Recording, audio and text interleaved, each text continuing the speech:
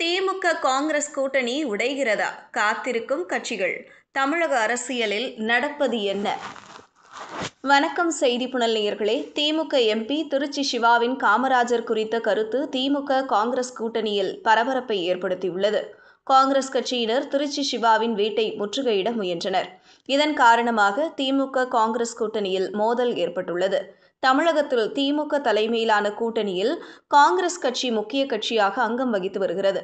இந்த கூட்டணி 1980, 2004, 2009, 2019 மற்றும் 2024 ஆகிய பொது தேர்தல்களில் வெற்றி கூட்டணியாக அமைந்தது. இது மட்டுமில்லாமல் 2021ஆம் ஆண்டு நடைபெற்ற தமிழ்நாடு சட்டமன்ற தேர்தலிலும் வெற்றி பெற்றது. குறிப்பாக 2004இல் தமிழ்நாட்டில் உள்ள 39 தொகுதிகளையும் கைப்பற்றியது. 2019ஆம் ஆண்டு நாடாளுமன்ற தேர்தலில் திமுக தலைமையிலான மதசார்பற்ற முற்போக்கு கூட்டணி 39 தொகுதிகளில் 38 இடங்களை வென்றது. இதில் காங்கிரஸ் 9 தொகுதிகளில் போட்டியிட்டு 8 இடங்களை வென்றது. அதே நேரம் 2014 பொதுத் தேர்தலில் காங்கிரஸ் திமுக கூட்டணிக்கு இடையே மோதல் ஏற்பட்டது. இதனால் திமுக தனித்து தேர்தலை எதிர்கொண்ட நிலையில் போட்டியிட்ட ஒரு தொகுதியை கூட வெல்லவில்லை. இது காங்கிரஸ் இல்லாததால் ஏற்பட்ட பின்னடைவை எடுத்து காட்டுகிறது.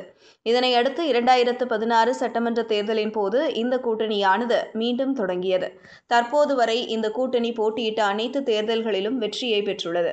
2026 சட்டமன்ற தேர்தலுக்கான தொகுதி பங்கீடு மற்றும் ஆட்சி பகிர்வு தொடர்பாக ஒரு சில கருத்து வேறுபாடுகள் காங்கிரஸ் திமுக இடையே அவ்வப்போது எழுந்து வருகிறது. எனவே 2026ஆம் ஆண்டு சட்டமன்ற தேர்தலில் திமுக கூட்டணியில் தொடரலாமா அல்லது நடிகர் விஜய் தலைமையிலான தாவேக கூட்டணியில் இணையலாமா என காங்கிரஸ் நிர்வாகிகள் மத்தியில் ரகசிய ஆலோசனையானது நடைபெற்று வருகிறது. இந்த பரபரப்பான சூழ்நிலையில் திமுக எம்பி திருச்சி சிவா பேசிய ஒரு கருத்து கூட்டணிக்குள் பிளவை ஏற்படுத்த வழிவகுத்துள்ளது. சென்னையில் நடைபெற்ற திமுக பொதுக்கூட்டத்தில் உரையாற்றிய திருச்சி சிவா, காமராஜருக்கு ஏசி இல்லை என்றால் உடம்பில் அலர்ஜி வந்துவிடும். அதற்காக அவர் தங்குகிற அனைத்து பயணியர் விடுதிகளிலும் குளிர்சாதன வசதி செய்ய கருணாநிதி உத்தரவிட்டதாக தெரிவித்தார். இந்த பெருந்தன்மையை பார்த்து நெகிழ்ந்து போன காமராஜர், உயிர் போவதற்கு முன்பு அப்போதைய தமிழக முதலமைச்சர் கருணாநிதியின் கைகளை பிடித்துக் கொண்டு நாட்டையும் ஜனநாயகத்தையும் நீங்கள்தான் காப்பாற்ற வேண்டும் என கேட்டுக்கொண்டதாக திருச்சி சிவா கூட்டத்தில் பேசியிருந்தார். இந்த பேச்சிற்கு காங்கிரஸ் கட்சியினர் கடும் கண்டனத்தை தெரிவித்து வருகிறார்கள்.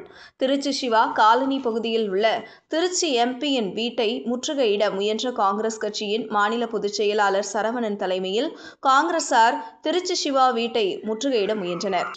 அப்போது போலீசார் காங்கிரஸ் கட்சியினரை கைது செய்து அழைத்துச் சென்றனர். இந்த சம்பவம் கூட்டணிக்குள் பரபரப்பை ஏற்படுத்திய நிலையில் பாஜக முன்னாள் தலைவர் அண்ணாமலை திமுக கூட்டணியில் இருந்து காங்கிரஸ் வெளியேற வேண்டும் என கருத்து தெரிவித்துள்ளார். இதைப்போல பாமக தலைவர் அன்புமணி திமுக மன்னிப்பு கேட்க வேண்டும் என அறிக்கை வெளியிட்டுள்ளார்.